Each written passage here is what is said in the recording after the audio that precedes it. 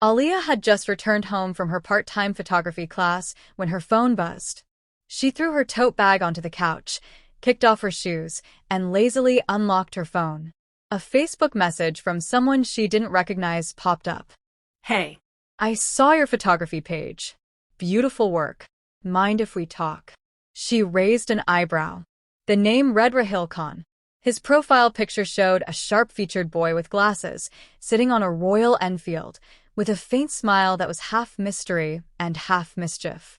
She hesitated, but curiosity and a bit of flattery got the best of her. Hi. Thank you. Sure. That was it. That's how it began. Innocent. Random. Accidental, or so she thought. Days turned into weeks. Aaliya and Rahil began talking more often. He'd comment on her pictures, send memes that made her laugh, and eventually, their chat windows turned from short conversations to endless scrolls of laughter, stories, and dreams. She learned he was an engineering student, living in Mumbai, passionate about poetry and bikes. He, in turn, was intrigued by her view of the world, how she could find beauty in broken buildings, meaning in meaningless light. Late nights became their favorite time. Rahil would send her poems he'd written. You paint with light, I write with shadows. Together, we build worlds that others can't see.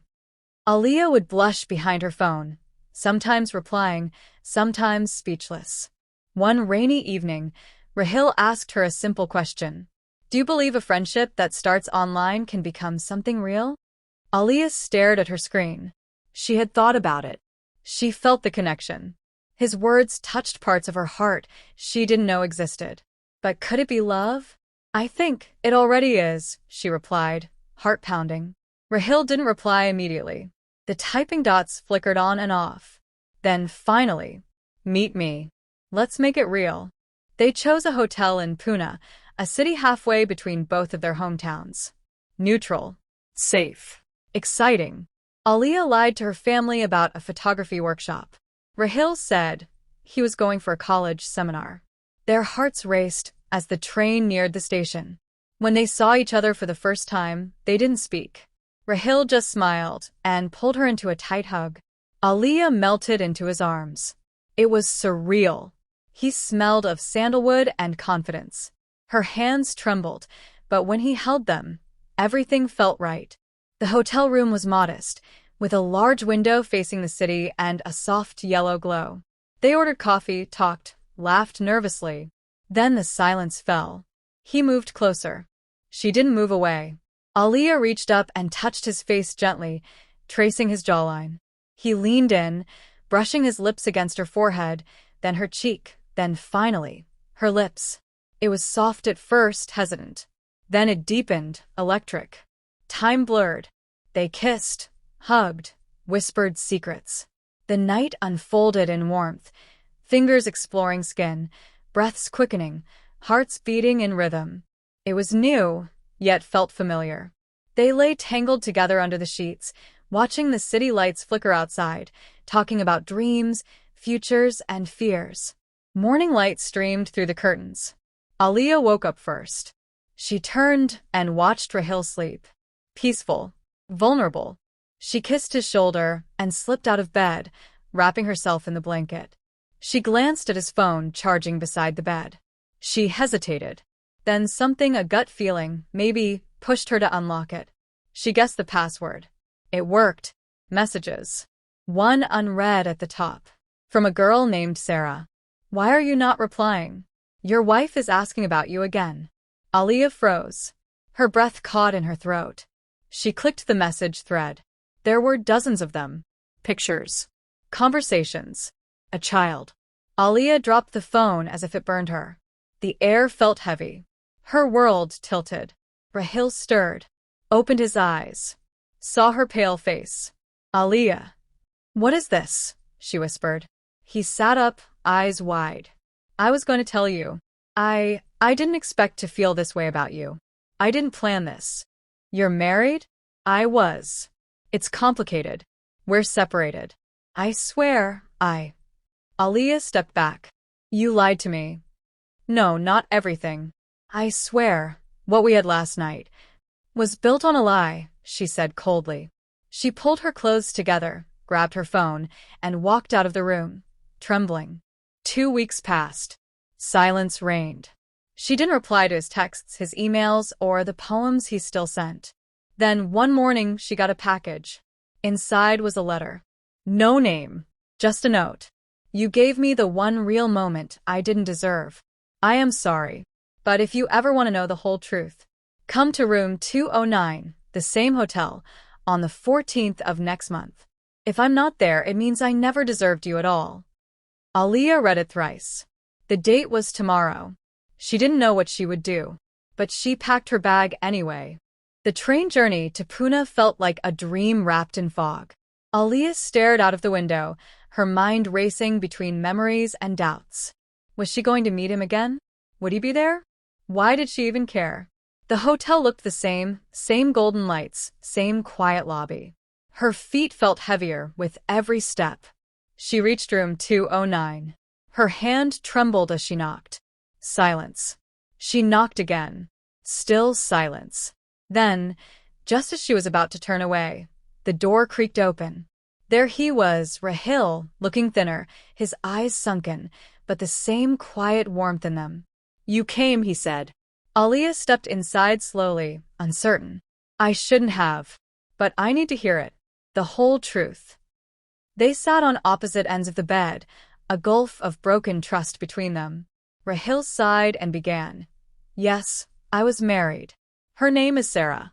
It was arranged. We weren't happy. We lived like strangers. Then she got pregnant. I tried. But love can't be faked. What about now?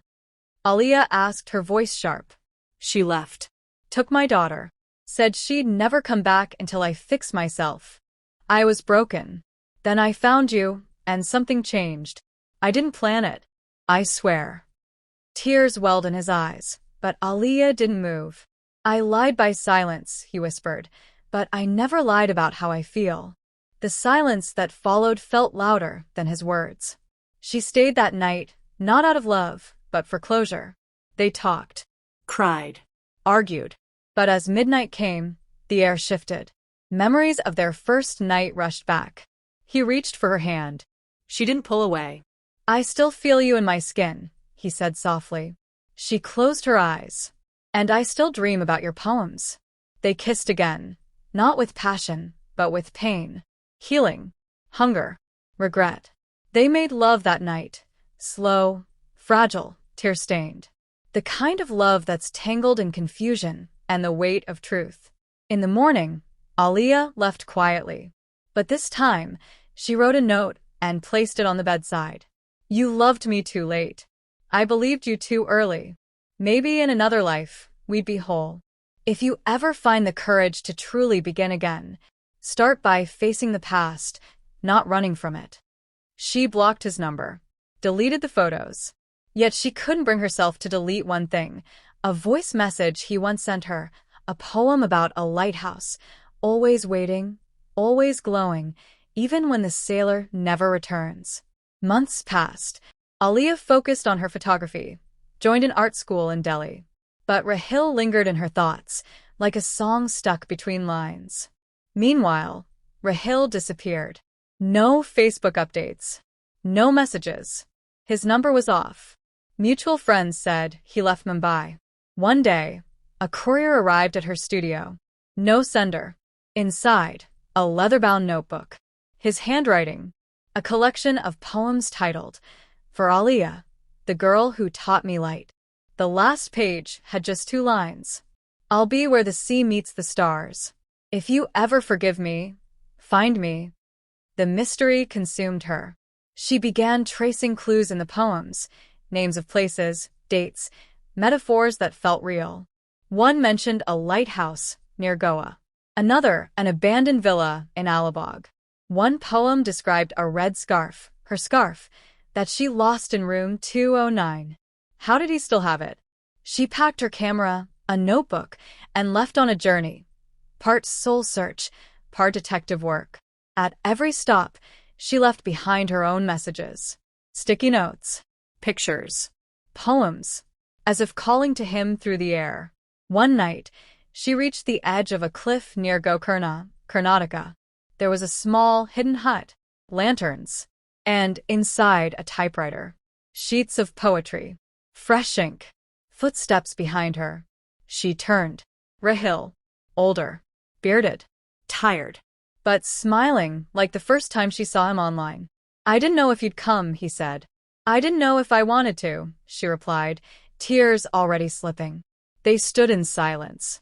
Then the hug. The kind where two broken pieces finally align. But just as their lips met, a loud crack broke through the night. A gunshot. They both froze. Rahil whispered, "They found me." Aaliya gasped, "Who?" Before he could answer, the lights went out.